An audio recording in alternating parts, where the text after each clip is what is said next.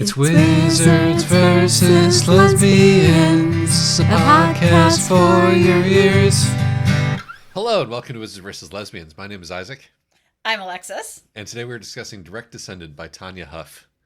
Yes. Would you like to do the plot or shall I? I will attempt to do the plot. Lake Argan is an idyllic small town in rural Ontario. And it is, it's got cute little diner, cute little bakery. Everything is very cute. Somehow it has managed not to crumble the way that small towns do. And this is because its founding family made a pact with some sort of horrible eldritch being called the Dark. Cassie is a baker and member of that founding family. And also she's the voice of the Dark. So she channels this eldritch darkness god as a sort of oracle. And she is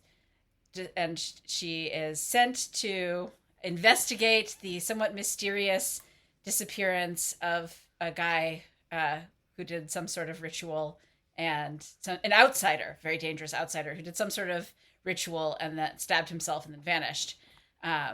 Melanie is a high school English teacher who's currently between jobs and having a quarter life or midlife crisis. And she has been, the mother of our disappearing guy has offered her $10,000 to go to this small town and investigate his disappearance. And they are both lesbians. I think that pretty much sets it up. Yeah. No, when you said Cassie is sent to investigate the disappearance of this guy, I was like, hey, wait, that's the other one. But it does turn out that both of our main characters share many things in common, including their motivation in the plot. But are there wizards in this book? Oh, yeah. Are there lesbians? Oh, yeah. Yeah. And they're not really in conflict with each other. The wizards are the lesbians for the most part. Well, but one of the wizards is absolutely in conflict. That is true. And, there are two wizards, in fact, who are absolutely in conflict with our lesbians. No, I think this is actually reasonably, this fits our criteria pretty neatly. It in fact absolutely does fit our criteria, which is why we were covering it. Also, it was a listener request. Yes. So why should you read this book? So unlike the Rag Picker, which is somehow described as cozy horror, this one actually is cozy horror. It is more cozy than horror, despite it's, basically, if you want lesbian baker English teacher meet cute, but also with, all the sort of Cthulhu stuff that edgy teens were into back in the 90s when we were in high school, I think you'll find this one really charming and fun. This one is so the point of comparison that we're going to come back to a lot is Payback as a Witch. Yes. Yeah. Which shares a number of things in common with this book. But my reason for why you should read it is that this is significantly more self-aware than Payback as a Witch. And better written. And is funny on purpose. Yes. And I got some chuckles out of some of the jokes. I think the way that the small town is gradually revealed to be more and more cursed is actually really good. Yes. And I enjoyed that. Yes. Why shouldn't you read it? Well, I really feel like if you hear cozy horror, emphasis on the cozy, and go, wow, that sounds awful, then you're not going to like this one. Because it's doing very much what it says it does. It's very cutesy. And it's, it's competently written, but I wouldn't say it's great. And it definitely was starting to drag for me by the end. Yeah, I would say that the sort of the unfolding plot is the appeal here, and there's only so much of that you can do before everybody's up to speed, and we're dealing with, we've revealed everything that there is to reveal, and at that point, I had a hard time pushing myself forward after about 2/3 of the way in, And I think that like the prose is fine, as you say, but there are some issues. One of which is that we have two first person character voices that could be swapped without you noticing. Yes, that is Um, that was absolutely top on my list of things to complain about. There's just not very strong character voice differentiation, which is not the end of the world if you're doing it in if you're doing this in third person, but is a real problem if you're doing this in first person because you really need to know whose chapter you're reading. yeah, and it there if you are grumpy with the book, there are plenty of things to pick apart. So it's like go into this with if you just want to sort of like a entertaining read. Um, but on the other hand, there are some interesting thematic things to talk about as well, which we will get to. But I think that like uh, I wouldn't go into this with a critical mindset if you want to have a good time, like actually reading it, basically. Yes. Also, I mean, it's this actually probably isn't the Tanya Huff book I would have chosen to cover, and at some point I'd like to cover one of her older ones. But Tanya Huff has been writing lesbian speculative fiction for since you and I were in elementary school, so it's good to cover this author as well. Indeed, indeed. Uh, yes, which is it is funny that she's writing from the point of these. I really like that you said quarter life or midlife crisis, just to cover the bases for how long a Zoomer is expected to live. Right. Well, But yeah, I think that she does a fairly convincing job of writing young people. I will give her that. So Yes. I would say, like, the thing is that this really is, like, having read more sort of meet cute lesbian romances than I really enjoyed. This really is that plus sort of Cthulhu esque. Um, and if that appeals to you, you'll enjoy it. And if you find that deeply off putting, then you will not enjoy this. does what it says on the label in this case. It's very much what it advertises itself as. So, content warnings. Mind control, uh, Drugging. drugging. Some people die, but death does not mean much in this universe, or at least in this town. Yeah. And there's some body the body horror. Yeah, There's No, there's some pretty significant body horror, what with like the transformation stuff. So yeah, there's some people who get turned into beasts, but consensually for the most part. yes. And yeah, nothing else pretty much. Yep. Shall we get on and talk about it? Yeah, let's get on to talk about it. Oh, the year is 2025, and we're going to the spoiler zone. For the Google Doc gave me a ping for the middlenest book I'd ever seen. God damn it all. All right. So I found the moral settlement of this book very interesting. Yeah. Because unlike Paybacks of Witch, where basically all of the issues that might attain to having this hereditary like power and it's like the origins which are not really looked into very hard, and we're not paying any attention to like how we got here or what the cost of that is. We just like having things. um I mean, this book follows all the same plot beats. Our main character is rich and is interested in and this entire town is rich, and it's rich because of the horrible things that their ancestors did. And Yes. and as a result of this, there is a certain amount of catastrophe that has occurred over the years. Yes. I wouldn't say it follows the same plot beats. I'd say it follows the same kind of setting beats because this is not a story of this is not the Hallmark story of small town girl is miserable in the big city and just needs to come home. This is This is small town true. girl has never bothered leaving small town and is actually kind of okay with that.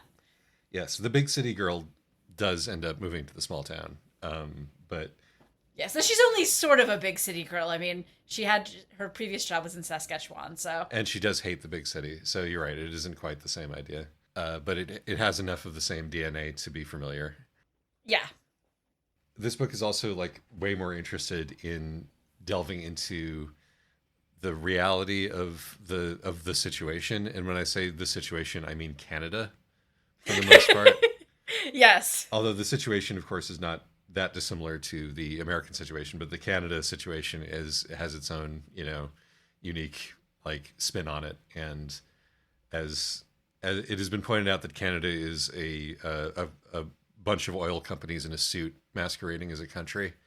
That like resource extraction is essentially the soul and the raison d'être of Canada as a polity. And this book is aware of that. Right, because part of what makes this town so idyllic is that it is a mining town whose mine never runs out of silver and who doesn't even really need miners anymore.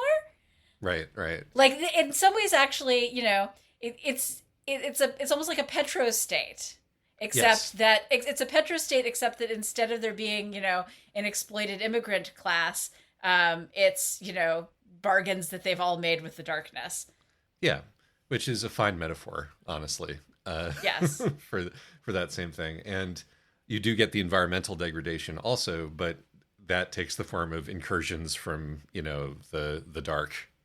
Right. Instead of, horrible birth defects and things like that, you just occasionally get your children turning into bizarre guardian monsters and then Yes, moving into the lake and eating people. the line between that and the inbreeding is very blurry.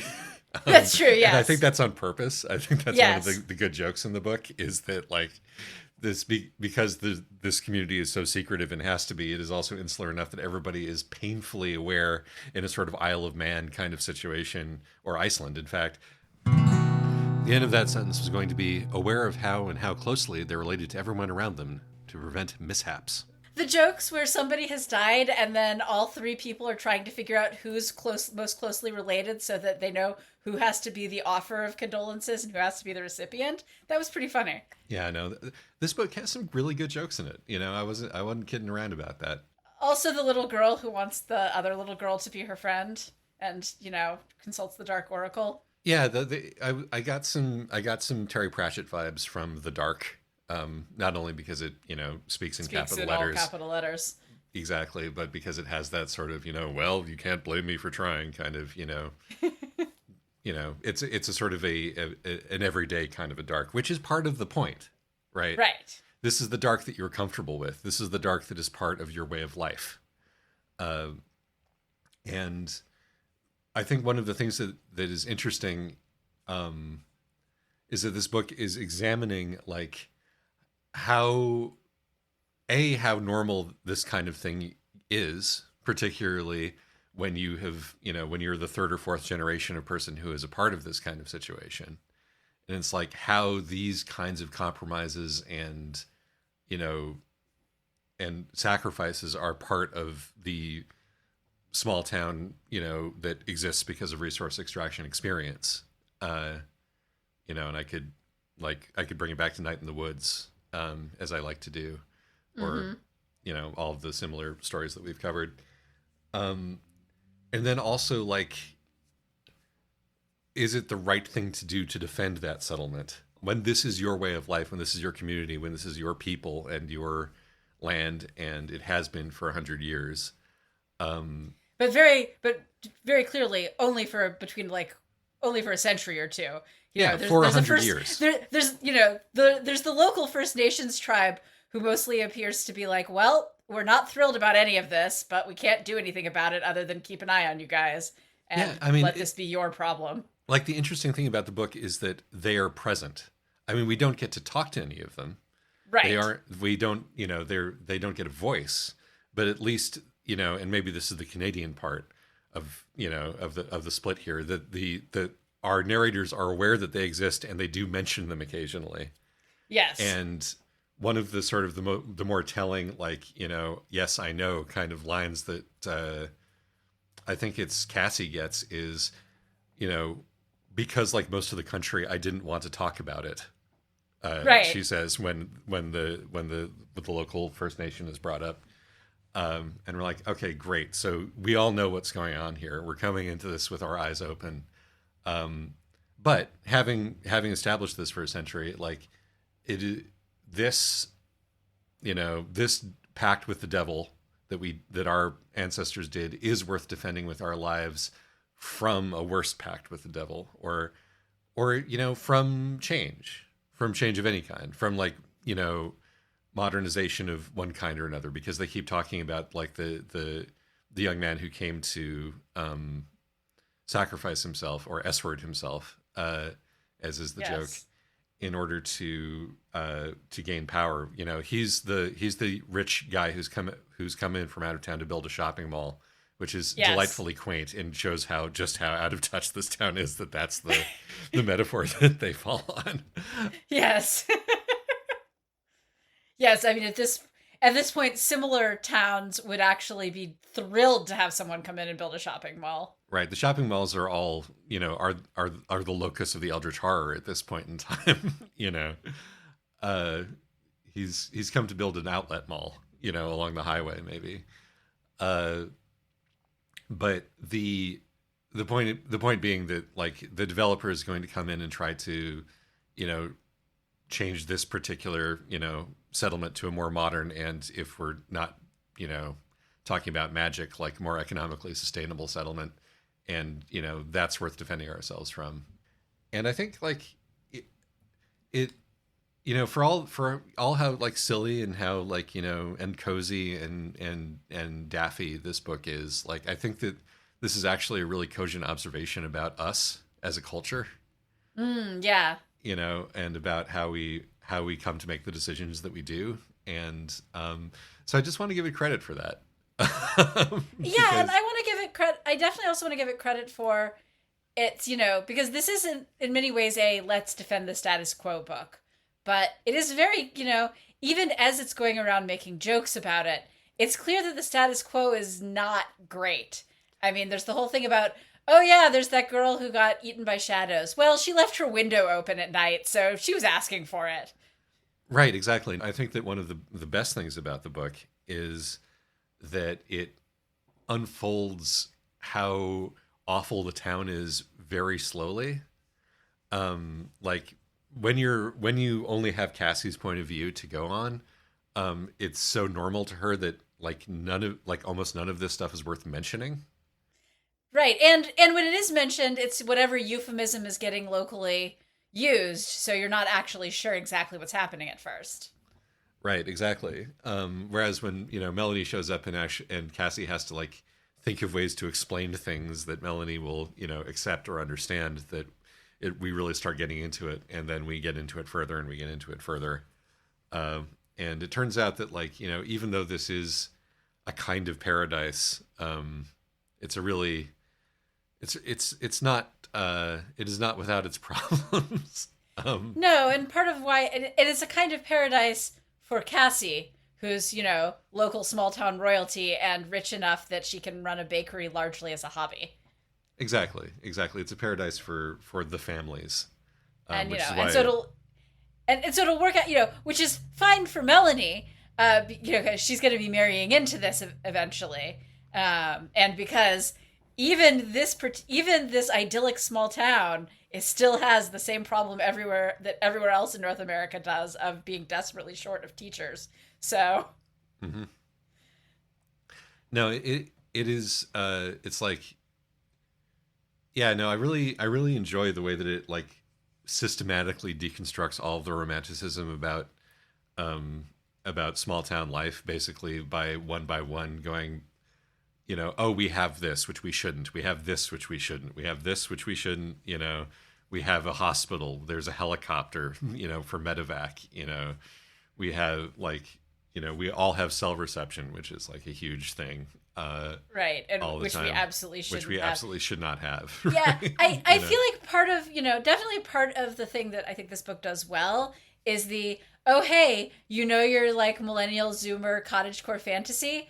Well, look, here's this book that gives this to you, but also the cost is pretty high. But on the other hand, modern life, is this actually worse than modern life? I mean, personally, I think yes. But I'm lucky, to live in what is also a fairly idyllic small town, and the only dark pact that we've had to make is with An Ivy a League university, university. Yes.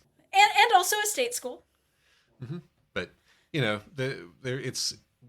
I mean, we've definitely covered our share of dark academia, which would, posit that that is in fact a pact with the devil. But Right. Well, I it mean, the doesn't thing cause is as that much environmental degradation, and right. you get nice Like at apples out of least it. I'm allowed. I can sleep with my window open in the summer, and I'm not going to be eaten by shadows. I mean, Um, a drunk college student might pass out on your lawn, but right. Yeah, but still, like I would prefer that to being eaten by shadows. I got to say. yes, Or, to being slowly turned into some sort of horrible eldritch monster. Though the horrible eldritch monsters, by and large, seem fairly happy with their lot, especially Alice, who lives in a lake and eats people. yeah, no, I enjoyed the sort of clearly people are not too broken up about becoming metahumans in this book because that's always my basic go-to starting point. So thumbs up for that, and for our weird cousin who lives in the woods. And I do like that being, one of the part, because there's the eyes of the dark and the hands of the dark and the voice of the dark and the whatever. And I do enjoy that this appears to mostly be kind of a slog. Like it's one of those stupid family obligations that you just kind of have to put up with, and it mostly involves a lot of really annoying meetings with your really annoying cousins. Yeah, absolutely. Although part of the settlement, and part of defending the settlement at the end is coming together and being like, these people do, annoy me, and they might be like, really unpleasant in certain ways. The sort of the locus of that is the These are my annoying cousins, but they're still better than the rich outsiders or the feds. exactly like the well, I don't know about the feds. I'm interested. I'm interested in talking about what the feds means in this context, given our magical fed. Yes. Well, it's the Canadian equivalent, so there's a slightly different relationship with the government, I guess.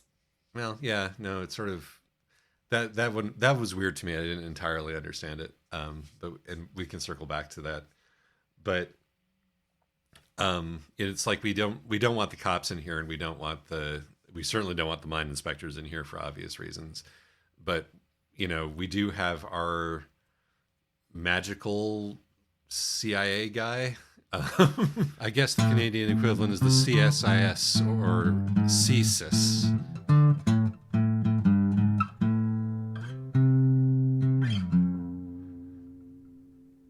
They sure do. There's a punchline there, but I can't get there. Who kind of saves the day and is sort of a sleeper agent in our town.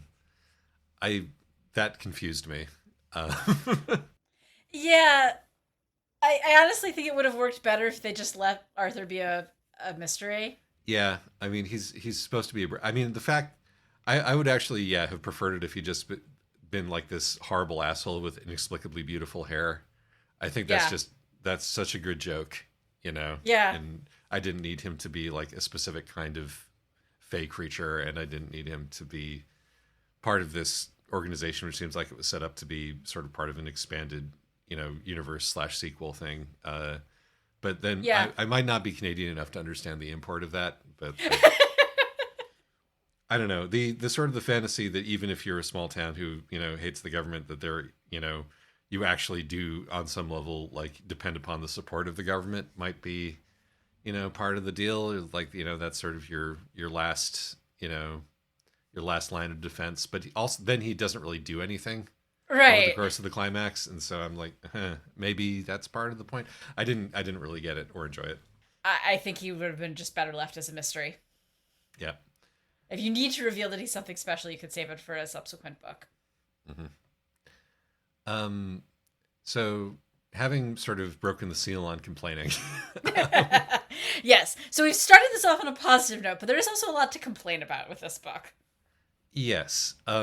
So as we mentioned in our, actually one more positive thing. You can tell that there is like a veteran hand at play here in this book, partially because I think that the way in which it like loads up and spits out all of the jargon that you're going to need to understand what's going on in the rest of the book, like within like a few pages, essentially at the beginning. Mm-hmm. A deft hand there. Like there's a lot to take in about this setting, and it just explains it all like really succinctly and really quickly in a way that doesn't really mess with the momentum of the plot at all. And then Yes. dips back and reminds you when you need to be reminded, and that all felt good. Yeah, I have a lot of pacing complaints about this book, but when it comes to how the world building is set up and then further unfolds, the pacing there was spot on. Well, I mean, I think that's the central thing here, which is that all of the care and the attention went into the world building, and like that's fine. I think it worked really well, but this is a romance, and And the romance kind of fell flat. none of the care and attention went into the character development. Yeah. Yeah, like unfortunately the character voices are just way too similar. And as far as I can tell, the the thing that we're supposed like the thing that sells the romance is both of these women are single and kind of miserable about it, and they think the other one's really cute. There are a couple of things that are unfortunate about that. One of them is that we are living in a quippy world here. Yeah. And it one of the other things that reminded me of Payback is a Witch. Why do I keep saying Payback is a Witch? The title of that book is Payback's a Witch. Um, the This is a world where people are mean to each other to express affection, Mm-hmm. which I think is just TV world.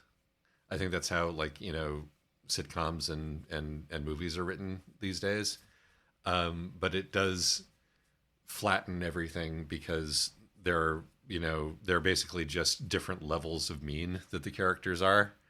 Yeah, and like it's one thing if there's the one character who that's how they express stuff because they have emotional issues or whatever. But when everybody acts like that, it really just it flattens the character development. Hmm. Like everybody has the same dynamic, and that's really frustrating. Yeah, and it's like the one character who you mark out as like the giant asshole, who is our cop or our Fed, um, is not actually that much meaner than Well, there's also than like. Eric, who's a medium large asshole. Well, Eric is interesting. Like Eric's the special case because Eric is the guy who we're supposed to learn a valuable lesson about, which is that even though this guy is objectionable in every possible single way because he is on your team, part of the family and part of the town, you're going to have to eventually decide that he in fact has a kind of quiet wisdom to him, even though he is a single middle-aged guy who likes to skeeve on teenage or girls in their early 20 20s. something And girls. I don't he's not a predator. Um oh, besides I besides all the inappropriate jokes that he makes at all times, which in like an HR context is. Right. But there is a difference. There's a difference between being a, you know, mild sexual harasser and preying on teenage girls, and That is true. Eric is the former. Yes, and part of the point of the book is that because he is our ally, it's important to make firmly put him on one side of that line in your mind and just like roll with it. Yeah, so I think some of it's because he's our ally and some of this is because you're all trapped in a small town. Yeah, which is sort of the same thing under the circumstances. Right. You know. There's a limit to how much you can hate people when you're all trapped in a small town. I Hmm. mean, you can hate people quite a bit, but it's not good for you. I mean, I'm not making any like judgment about the lesson itself. I'm just Right. being like, this is part of the whole we've made our settlement and we're going to fight for it theme that's sort of at the center of the book. I think like that's why he is there. You know, Yeah. to be the guy who you have no reason to like ever, but Yeah. you have to accept that he's on your side. Yeah. Though I think that also somewhat works with the broader theme of just how is this place really worth the sacrifice? I mean, our main, Cassie believes it, and Melanie sort of comes around to it, though, that it really does appear to be this is better than her previous situation. But, I is this worth the sacrifice when you might get eaten by shadows or by the lake, and also you have to put up with guys like Eric? I don't know. I mean, it's a different answer for different people, obviously. Exactly. Some of us are just going to make ourselves miserable by not, But and I'm going to reprise my "Nobody's lining up to buy my soul" jingle here again because I have not had the rich, lesbian question mark. I've not had the rich person come and like offer me, all their hereditary, thing just so that I can like, live in moral complacency. But if they did offer me that deal in this one specific case, I just wouldn't take it. In this one specific case, I would not take it. In this one specific case, I'd turn them down because I'm a wife guy. I guess if they wanted to do some sort of ethically non-monogamous findom situation where they send me money and I send them abuse, you can email me about that.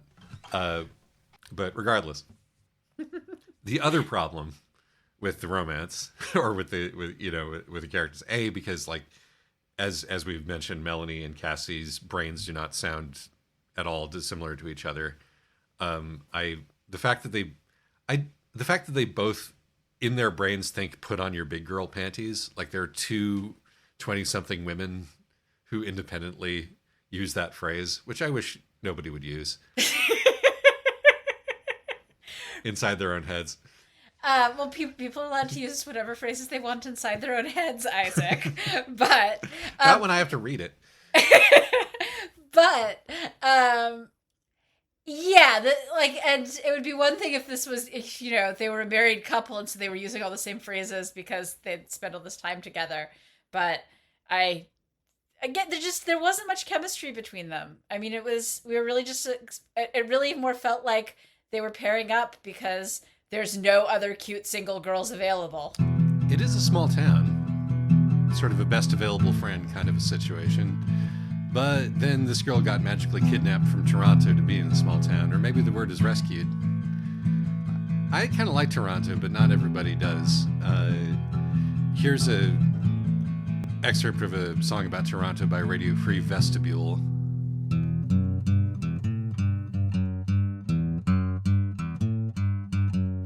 I don't want to go to Toronto. I don't want to go. I don't want to go to Toronto. I don't want to go. I don't want to go to Toronto. I don't want to go. All of the blocks are square. None of the streets are twisted. None of the streets are paved with bricks. I don't want to go. There's too many elevators in Toronto. Not enough stairs in Toronto. Not enough stairs. All of the food in Toronto is made of edible oil products. They don't have bagels in Toronto. They have donuts. Donuts made of edible oil. I don't like donuts. They don't have bagels. I don't want to go to Toronto. People don't have faces in Toronto. They have cigarette ads instead. They listen to your phone calls. There's a tower in Toronto that controls people's minds.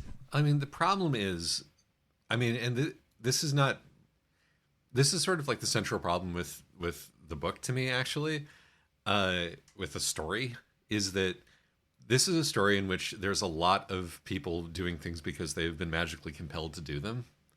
And it does kind of feel like that's what's going on with Melanie and Cassie. It's like, well, it sucks being a small town lesbian, but the small town is supposed to be paradise, so I guess we better just grab this other lesbian and, subtly brainwash her to want to live in this small town with you and think you're cute. Yeah, exactly. And it's like, Melanie was sent to the small town by being dosed with suggestibility tea, right? Right. And she was sent there to like sort of infiltrate it. And she meshes with the small town as far as like Eric is concerned.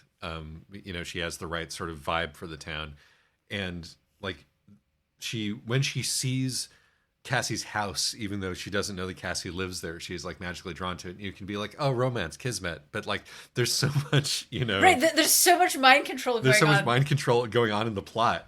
And including just like, part of how this small town maintains its utopian nature is that it drives away, it drives away people and attracts them with bad or good vibes. And so, how much of this really is just the dark acting on her subconscious. Right. Being like, oh, look, here, this solves our problem with our oracle being single. And you could say that's part of the point. You could say that's like this is an available reading of the book. And right. I might even say that, it's just like the other thing, I mean, and maybe this is just, putting a lampshade on it, is that like one of the central sort of relationship dramas, such as they have, is that there is that, Is that Cassie's Cassie power does use mind control power on Melanie, like on their first date. is that Cassie's power is also mind control, essentially, or like, word of command. And they have to like, sort out whether Cassie is like, magically manipulating Melanie into this relationship or not. And, the fact that no, not explicitly, does not really matter given the larger framing that we're talking about, because this is still like a magical entrapment. And the sort of the metaphor is the money, right? Right. There is maybe a question being asked here, is like, how can you be sure that you're falling in love with, or that you want to be in a relationship with this person, when incidentally being in a relationship with this person means that you're not going to have to worry about getting a job anymore. Right. How much of this is just being swept off your feet by the rich girl who has, the perfect, cute little house and can support you, and, and you can have a job if you want a job. Don't worry, we can, pull whatever strings are necessary to make sure that you get your job and that you won't have to quit your job over transphobic local bills and et cetera, et cetera. Right, exactly. And so, and yeah, maybe this is something that we are meant to think about amidst all the cozy, is like, because the way that they fall in love, quote unquote fall in love, is so like, love at first sight, kismet, immediately, just like I lay my eyes on you, I know you're the person who I'm going to want to spend my life with. You are, I'm walking into traffic, I immediately want to have all kinds of sex with you. Right. And meanwhile, everyone Melanie runs into in her investigation is like, oh, you need to talk to Cassie. Oh, you need to talk to Cassie. So that by the time she meets Cassie, she's like, oh, I've been looking for you for the last day. Yeah, or my entire life. Right, exactly. And then the way that there is no actual chemistry. Yeah. Like that there is no actual, frisson between them, because they're not distinct enough as people for that to happen. Right. So, I mean, I think that this is somewhat reading against the text, but I do like that there's two readings of this book. You can read it as cozy or you can read it as horror. Like either the horror is largely sort of comedic background, set dressing, and this is a cozy, somewhat generic lesbian romance, or alternately, this is all much, the comedic horror is a distraction from the real horror that's going on, which is in fact the generic lesbian romance, and that it works at all. Yeah. Exactly. So yeah, unfortunately, that's kind of the. I just kind of that is the most interesting part of the book. Yeah. You don't have to read a book the way the author meant it. Frankly, you have no way of knowing how it was intended. It's the depth of your engagement that determines if you're wrong. Fanfare for a counter reading is the name of this song, but you can take anything from it that you want. I liked the character of Melanie's mom. This sort of like badass, continually in trouble with the cops, like, Toronto waitress. Yes. Oh, so actually, that's a thing to talk about, is the very end. Okay, yeah, tell me. Keith. Oh, right, she meets her dad. It turns out that actually, like, she is part of this town from the beginning. And that like torpedoes my reading. Well, no, I mean it doesn't torpedo your reading, because that's still very much, oh, she's getting sucked back in. I think my problem with it is that it really undercuts the utopia of the town, because we make a point of establishing, like, for example, oh, Cassie's business partner in the bakery, he's not, small town rich, but he, his family are escaped, his ancestors were escaped slaves from the U.S. who made it to Canada happened to mesh with the vibes of the town. And now, and, because he's part of the town, he fits in, which I think, very like, both, and it's a very American / Canadian thing of, once you've been here for a couple generations, I guess it depends on where in America, but, once you've been here for a couple generations, then you are part of the town and you should get, you get access. You don't have to have been here since time immemorial. To be a local. All 100 years ago. All 100 years ago, right? And so, well, it's clearly more than 100 years ago, given that Chris's ancestors were escaped slaves, but who came. But like, the idea is that you can be an immigrant, you can be descended from immigrants and still a local, even if where you're immigrating from is just the United States. And so like part of what's supposed to make, like, that's part of what sells this as a utopia, right? Is that it's not purely old blood royalty. New people are able to come in sometimes, and the new people who come in, if you can come in and successfully make a go of it, then then you're as valid as the small town, as the royalty, even if you don't necessarily get to be part of the pact until you actually marry in, which honestly sounds better because being part of the pact kind of sucks. Mm-hmm. But having Melanie's dad actually be from the town, I feel like really undermines that, because then it becomes a matter of bloodlines again. And part of the thing that does make not the romance work, but that makes like the town work, is the idea that, outsiders can come in. And so instead, this just becomes no one can ever escape. You have a one-night stand with a guy from this town, and you and your resulting child from this will eventually be sucked back into its orbit.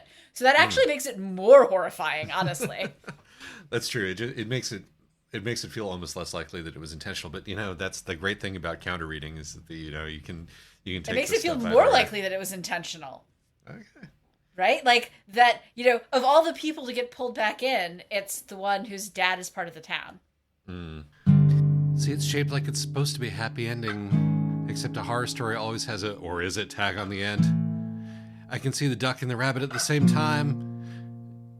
Anyway, we're going to talk about that for the next 10 minutes or so. Regarding the Chris's status in the town, and incidentally, I'm always interested in the category of book where it is like, it is undecorous to call a person black, even though when you have a black character, and it's like a descendant of formerly enslaved people is the phrase that was used here, which I was like, I feel like you're calling attention to how fastidious you're being about that. But again, I think that was part, but there's a point there. I mean, yes, they should have just, at some point, been willing to call Chris black. Once again, I'm just pointing out the choice that was made. Right, but I do think that actually calling attention to the fact that Chris's ancestors are outsiders is meaningful world building. That is true. And it's about, because again, we're living in a social moment where being that hostile to outsiders, you can't even be a problematic utopia if only the white settlers who were originally here are valid locals. But what I was going to mention is, speaking of like valid locals, is it not mentioned that his adopted daughter is part of one of the families? Oh, right. I think I'd forgotten that. You get folded right in. Yeah. Right, but it's one thing to be folded right in as you're an outsider, but then you get folded right into the fabric of society, including adopting one of the, somebody who's part of the old blood. But I actually find it more horrifying, the idea that somebody who leaves the town briefly has a one-night stand at a music festival or whatever, and then this like dooms his hookup and their daughter to eventually be drawn back into the web of the darkness. That's horrifying, actually. That's horror. That is the inescapability of your fate. Yeah, no, I suppose that you're right about that. And I don't know. To me, that makes it more horror and less cozy, and that kind of works. But Yeah, yeah. also, you know, but I think that if you're trying to apply a cozy reading to this, then what you get is the message of, oh, well, actually, you do need those blood ties to fit in here. If you're the sort of reader who's willing to accept like the kismet of their relationship at face value, the love at first sight thing, then this is just another element of that kismet. Yeah, I guess so. It's like, oh, of course they were meant for each other. Of course, they were meant for each other. Not only is this, Melanie meeting the love of her life, it's also Melanie finally solving the mystery of her father, which was never actually that big a deal for her. Like, I did enjoy that, we solved the mystery of her father, and it's like, okay, this is a cute little coincidence to end on, but this isn't actually healing any emotional wound. Melanie has never felt any serious gap in her life from, oh yeah, my dad was, just some random hookup of my mom's. In favor of the like this is actual horror argument, I think that like the title of this book, Direct Descendant, is like such a where do you want me to focus my attention kind of title, because that final reveal is, oh, they're both direct descendants, Yeah. um and also like we've been making so many incest jokes over the Right. course of this book, but Yeah, you're not getting. Yeah, the new blood you're bringing in is only half new. right, but it's very hard not to get like that, the sort of the vibe of an inherited curse from that. And Right. So there's also you've got your cozy reading, you've got your horror reading, and then there's the sort of related to the horror reading of this is all about like the original sin of being descended from white settlers. oh yeah, no, I mean that can be present in both. That can be present in both, but it's a lot worse in the second reading. Yes, I rewatched Into the Woods recently. Into the woods, are you surprised that I'm one of the Sondheim guys? And I'm saying this both because I'm trying to pad it out, because again, I've started to run out of things to say about the book, but because it is, I feel like it is a very similar theme in that, the plot of the musical Into the Woods, and here's spoilers for Into the Woods if you haven't seen the 30 to 40-year-old musical Into the Woods, is that we recapitulate all of these fairy tales in the first act, including Jack doing colonialism on the giants, and invading their place and stealing their stuff and killing their people, and then the consequences of that happen in the second one, and there is a lot of wrangling about among the surviving fairy tale folk in the second act, like, do we deserve to kill the giant's wife who has come down to seek revenge for us murdering her husband? Should we give the daughter a scapegoat in the form of Jack, or do we accept that this is our settlement, that this is our community, and despite its imperfections, and band together to face the enemy? And of course, in the end, they do band together to face the enemy, although it is not what you would call a happy ending necessarily. And like, I think that this is something that we have been, as a culture, wrangling with for many years now. I think probably like explicitly wrangling with it since the fall of the Berlin Wall, probably. Mm-hmm. And of course, depending on who was paying attention before then, but like it's been forefront in our minds. We were looking forward to 9/11 before it happened, and then everything that happened afterward was about 9/11, and then and so on and so on. And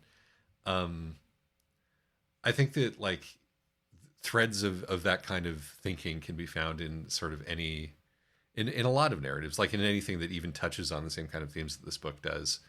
And one of the reasons, despite the fact that there are a lot of things about this book that I didn't like, or that I just didn't enjoy the didn't enjoy in the process of reading it, like the pacing being a big one, the romance being so like airless and desiccated was like a real slog to get through.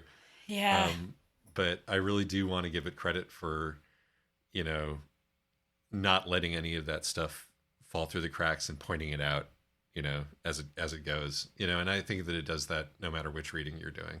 Yeah, I mean, for all it's quippy, but at least it's not glib in the way that Payback's a Witch is. Now you've got me doing it. Great. Oh, I got you doing it. Is that how that happened? I have tapes. Anyway, minor notes. So one thing that I did enjoy, we can do some, I guess, minor notes now, Sure, is I absolutely. enjoy that there is another lesbian in town, or at least another queer woman in town, and she's too good for Cassie. Oh no, Alex the Witch is great.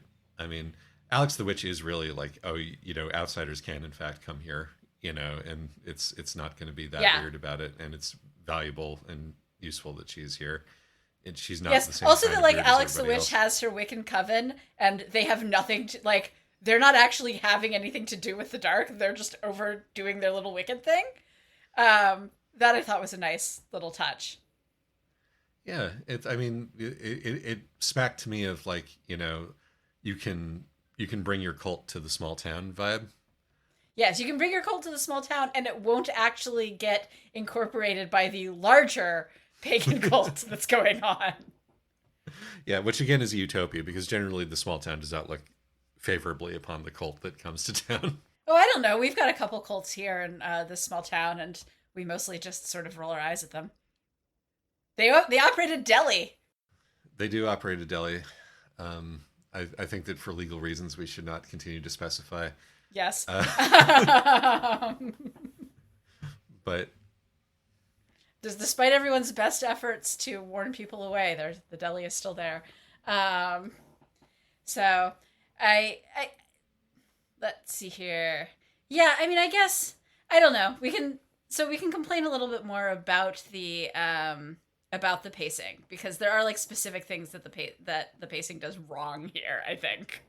One is how long it takes before our characters meet, for our two lesbians have their meet cute. I mean, this is not a huge problem because, as you say, the romance is not really one of the draws of the book, but I think it took too long for them to meet up. well, I mean, it might have been less galling if it hadn't been like obvious from the. I mean, obviously, it's obvious from the beginning that they're going to be the couple to get together, right? Right, they're both single lesbians or single queer women. They're both our point of view characters, and they're both single queer women. But it's not obvious what kind of of relationship it's going to be, which is maybe part of the intrigue of romance. Question mark. One of the reasons why you would read a book like this in the first place. But no, immediately upon them seeing each other, they're like, hubba hubba, immediate, like strong physical, we are making you hauling jokes reaction. And they're like, and you're like, great. Okay. You've given us that with the same sort of economy of motion that you gave us the setting. The setting, right? Great. But now, as you say, we have to wait like a bunch of time for them to actually meet, even though you've already told us what their dynamic is going to be, and then you don't change that at all. And then when they do actually meet, it's a whole lot of nothing. Yeah. And so that it slows it down as they're getting closer to meeting, and then it stops when they're meeting, and you get like a good fifth of the book where nothing happens until it starts to pick back up again. And like, honestly, I was not sold on it being necessary that Melanie had to go back to Toronto and then go back to the town. I mean, I guess unless this is part of the horror of you cannot escape, in which case that works fairly well. But, I mean, yeah, no, actually, I guess that works better for the horror reading than for the cozy reading. She finds out that Cassie has been mind controlled her. She finds out also that, in fact, all of this eldritch stuff is real. She is really actually quite rude to the poor guy who didn't ask to be transformed into local cryptid. And then, runs. They have their fight. She runs away, and then like she could just get over it and move on. She's an English teacher. She could find a job in Toronto, but instead she's drugged and forced back. Yeah, and I think that there is that sort of like, if there wouldn't have been any tension in the romantic plot at all if, Cassie hadn't, pulled the trigger on using the voice to send Melanie away at some point. And so it's like, sure, you do have to do that. And I do think it works really well for the horror that, she literally cannot leave. Yeah. Even within the rules of the thing. That's true. Like, I guess Cassie can't go after her, so. Yeah. But it does just feel like business at that point. There's just a lot of like driving back and forth. I feel like that could have been compressed a little bit. Well, that's the Canadian experience. You got your Stan Rogers CD in your car, and you're driving very long distances on poorly maintained roads to go to go into the backcountry. That's fair. This is part of making the book authentically Canadian. This is Canadian content. Yeah. I thought